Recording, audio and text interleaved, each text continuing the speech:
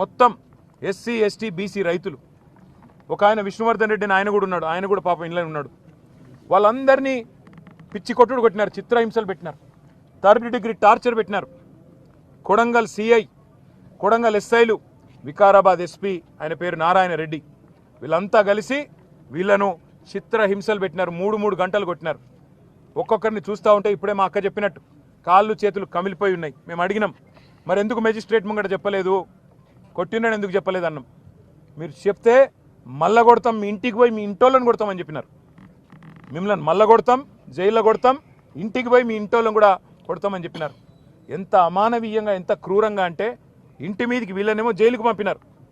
ఇంటి మీదికి బందిపోట్లను పట్టుకరానికే, Osama bin Laden లాంటి తీవ్రవాదులను పట్టుకరానికే ఎట్లయితే కూంబింగ్ ఆపరేషన్ చేస్తారో 100 మంది పోలీసులు వచ్చి ఇంటింటికి పోయి తలుపులు దర్వాజాలు తన్నుకుంటూ గుద్దుకుంటూ